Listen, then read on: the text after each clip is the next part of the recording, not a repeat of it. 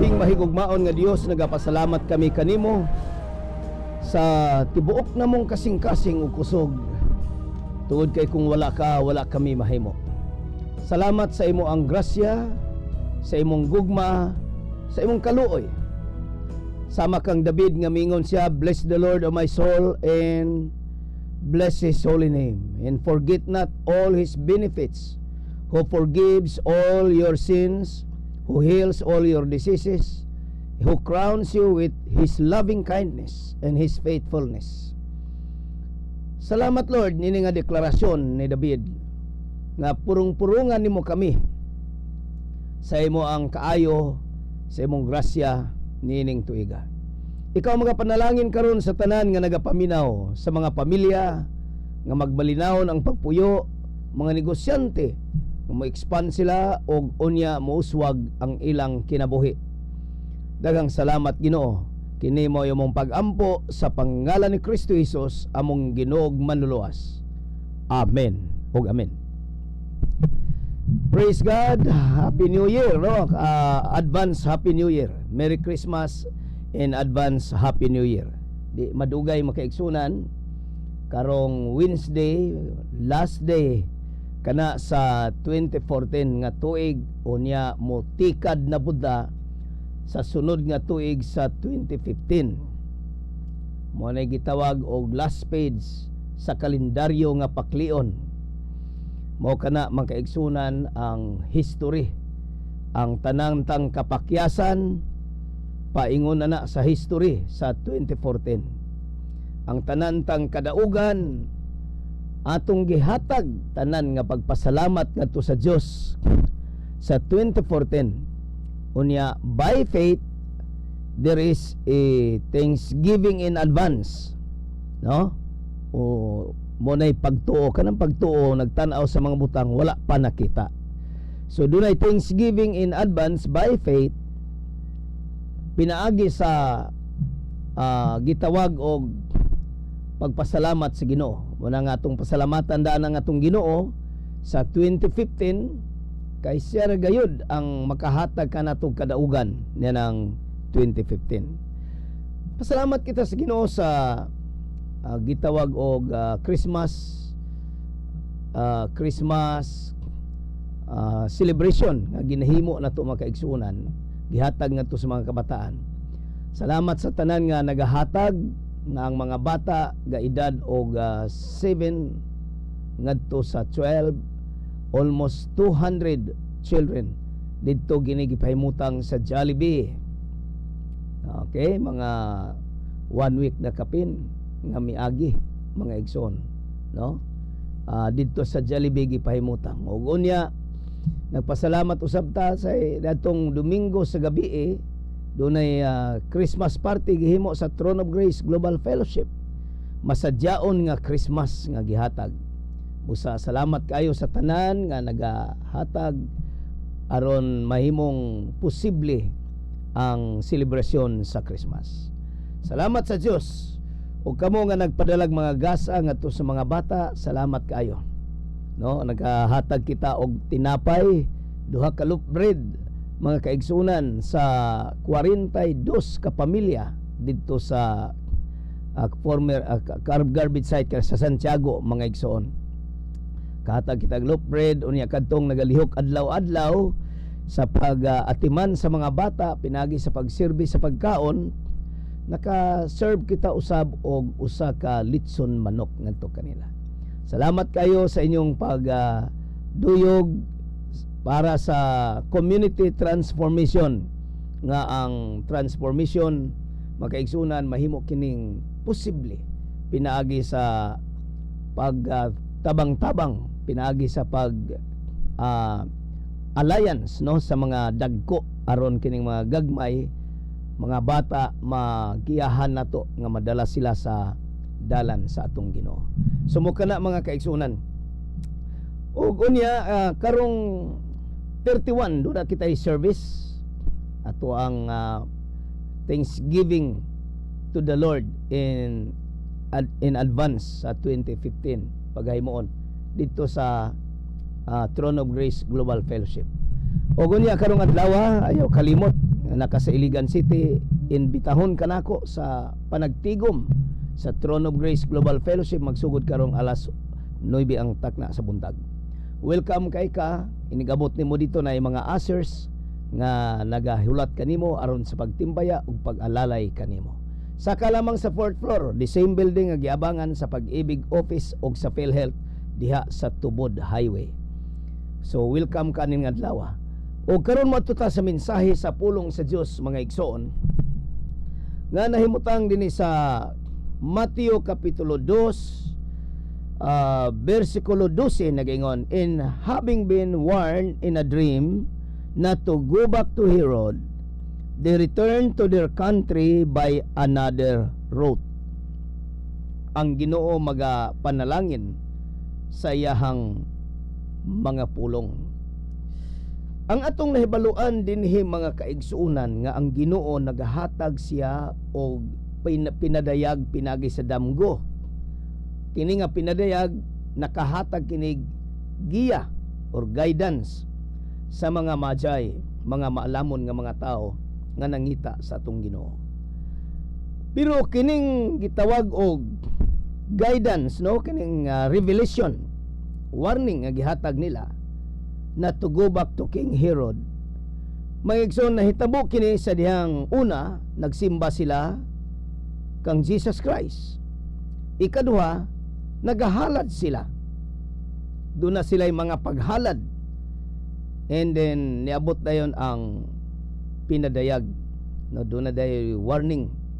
So mo kana makaigsunan hinaot nga niining Pasko sa atong selebrasyon, di lamang kay kutob ta sa mga pagkaon, ilimnon, kasadya, pabuto. Hinaot nga di lang kana mo'y ato ang testimonyo sa 2015. Ang ato unta nga testimony nga doon na kitay pinadayag nga bitbit para mahimong guidance, no, kanato sa 2015. Apan kini makuha nato sa diha nga kita magsimba, unya magahalad kita ngadto sa Dios. So ang Ginoo magkaigsunan nagahatag siya og bag-ong direksyon, bag-ong kinabuhi. Kung ugaling ang 2015 kanimo puno sa kapakyasan o kagulanan, siguro atong balikan ang pagtan-aw niini og ato kining dad-on ngadto sa Ginoo. Nagaingon ang Biblia sa ikaduhang Korinto 5:17, kung ang tao, if anyone be in Christ, he is a new creation. All things are passed away, and behold, the new one has come. If any man be in Christ, sa ito ba bisag kinsa nga tao nga naa na ni Kristo, doon na bag-ong kinabuhi ang iyang kinabuhi. Igsoon, nakagusto ka ba sa bag-ong sinugdanan, bag-ong kinabuhi? Tingalig dunay managtiayon nga hilabihan ka problematic nining 2014. Mga igsoon, nahigugma ba ka sa bag-ong sinugdanan, the new beginning sa inyong kinabuhi? Kung gusto ka sa new beginning, dunay mga butang nga atong kalimtan sama kang Apostol Paul. Mingon siya nga forgetting which are behind, those things which are behind. Atong kalimtan kadtong nangagi nga mga butang. So kini mo'y assignment kung nangandoy kitag new beginning, bag-ong kinabuhi, isurrender ta sa Ginoo ang karaan tang kinabuhi, aron ang bag-ong kinabuhi sa Dios iya kining ihatag kanato. Pag-surrender lamang, kanang muingon kita, Ginoo, wala ko'y mahimo kung wala ka. Luwasan ning akong kinabuhi, kuhaan ning karaang kinabuhi ug tagai kog bag-ong kinabuhi. I tell you, my brothers and sisters, this is a humbling situation nga imong i-present sa Ginoo, nga nagpaubos gid ta pag-ayo sa tong kinabuhi para doon na tayo bag-ong sinugdanan sa 2015. Usa niini sa gidasig sa tong Ginoo kanang giingon diya sa Roma, no, kapitulo 6 bersikulo, Roma kapitulo 6. Kung ato ning basahon, gidasig kita sa Ginoo nga doon nato buhaton. Na? Unsa may giingon sa Roma 6? Mingon siya, what shall we say then? Shall we go on sinning so that grace may increase? By no means. We died to sin. How can we live in it any longer? Or don't you know that all of us who were baptized into Christ Jesus were baptized into His death? We were therefore buried with Him through baptism into death, in order that, just as Christ was raised from the dead through the glory of the Father, we too may live a new life. Dunay gitawag og magkinabuhi sa bag-ong kinabuhi. Usa niya na ka ng baptism, ang bunyag sa tubig. Mo kana ang usa sa gihatag sa tong Ginoo nga gi-empower ta niya, iya tang dihugan, iya tang panalanginan, mo na gitawag og empowerment for 2015 nga pagkinabuhi. Sa to ba kinahanglan nga mabaptize ta into the death of our Lord Jesus Christ. Mo nang mingon si Apostle Paul in Galatians 2:20, I am crucified with Christ. Nevertheless, not I, but Christ lives in me. In the life which I now live, I live by the faith of the Son of God, who loves me and gave Himself for me.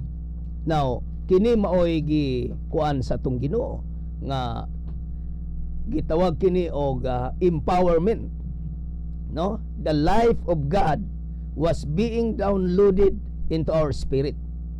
Ang kinabuhi sa Dios mo kini ang iyang gihatag kanato nga maunay atong kinabuhion. Mo kini ang kahibulungan, mo kini ang milagro. Mga igsoon, tinuod kung nangita tag milagro, mo nini ang tinuod nga milagro. Ang kinabuhi sa Dios mo'y atong kinabuhi. Mga igsoon, mo kining pinadayag.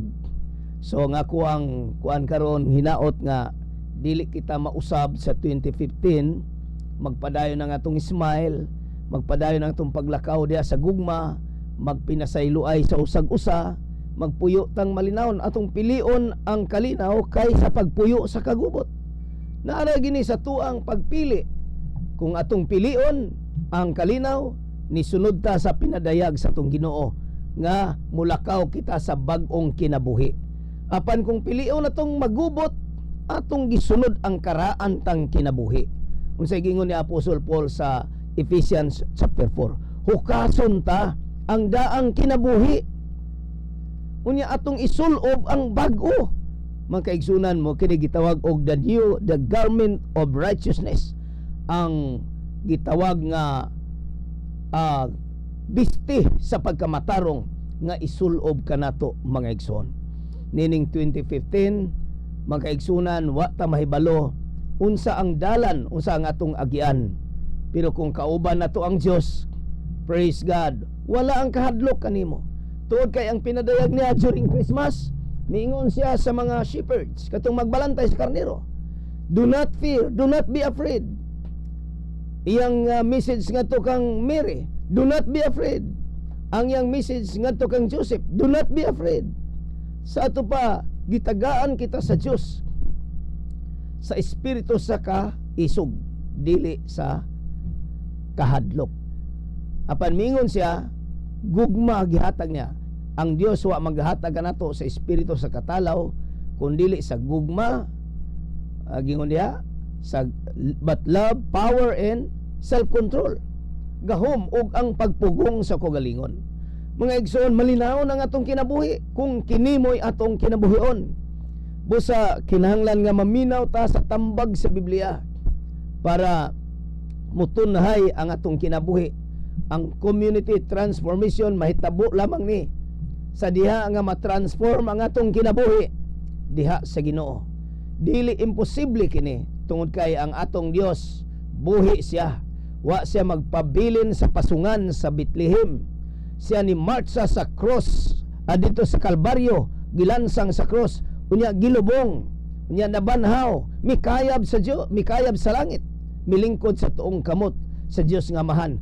Ug siya ang atong intercessor, siya ang ato ang mag-aampo, siya ang atong tigpataliwala nga naghangyo sa Dios nga Amahan. Praise God. Igsoon og higala unsabay imong mga prayer request nining 2015, unsabay imong mga hangyo sa Dios. Ako kang sultihan, duol ka kang Hesukristo, ang kausaban, ang bagong kinabuhi, ang kalinaw o kalipay, ang kadagaya o kaabundansya, imong masinati nining 2015 sa diha nga ikaw magasurinder sa daang kinabuhi ug dawata ang bagong kinabuhi nga iya sa atong Ginoong Hesukristo. Niabot naman ang takna sa mga pagampo. Akong hangyon ka nga mugunit sa radyo. Kung ikaw layo sa radyo, igsoon, itapion imong tuong kamot sa dughan.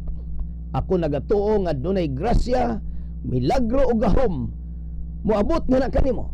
The Spirit of God that will empower you to live in 2015 will come upon you today. In Jesus' name. Ginoong Diyos, salamat nga mabungahon kami sa 2015. Puno sa harvest, puno sa milagro, puno, Ginoong Diyos, sa gugma ug kalinaw, puno sa kadagaya ang among kinabuhi.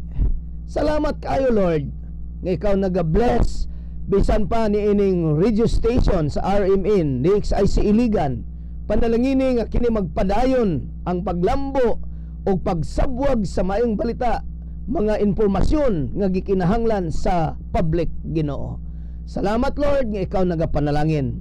Ug kanamong tanan karon nga nasa among panimalay, salamat nga dunay bag-ong pinadayag, bag-ong kinabuhi, bag-ong direksyon nga mong gihatag kanamo sa 2015. Kini nga direksyon paingon sa kalampusan, sa kauswagan ug kadagaya sa among kinabuhi, nga magpuyo kaming malipayon ug malinawon diha kang Kristo Jesus. Daghang salamat, Amahan. Kini mo'y akong pag-ampo nga milagro kaayuhan mag-abot karon sa tanan nga nagapaminaw. Pinagi sa ngalan ni Kristo Jesus among Ginoong manluwas. Amen ug amen. Higalag igsoon ako nagatuo nga ang Dios na gihimo sa imong kinabuhi. Sulati ako nining simanahon na giunsa ka sa pagpanalangin sa Ginoo. Sulat kini mong cellphone number 0919-819-7708. Akong Osbon 0919-819-7708. Wala man kini ang atong cellphone number o ikaw gipanalanginan sa Dios. Sulati ako nining simanahon na. Padayon ta sa mission. Community transformation. Mo kini ang atong gibudyong, mo kini ang atong gipamalita nga atong tabangan ang kausaban sa atong komunidad, pinaagi sa mga gasa nga atong madala ngadto sa mga bata. Ang Dios mga panalangin kaninyong tanan nga nagapaminaw sa inyong panimalay. Ang atong mga vivid and beloved listeners nini ang atong tulumanon Worship on Air. Kini si Pastor Rudy Isik, ang senior pastor sa Throne of Grace Global Fellowship magaingon nga ang Dios magpanalangin kaninyo. Merry Christmas and a happy prosperous New Year to all of you. God bless you all. May the Lord bless you and keep you. May the Lord shine His face upon you and be graceful unto you, both now and forever. In Jesus' name we pray. Amen. Because He's given Jesus Christ, the Son. Give thanks with a grateful heart. Give thanks to the Holy One. Give thanks because He's given Jesus Christ, His Son. Let the weak say I am strong. Let the poor say I am rich, because of what the Lord has done for us. Let the weak say I am strong. Sa bawat round ng hamon, Hank, naniningil na ng upa. sa bawat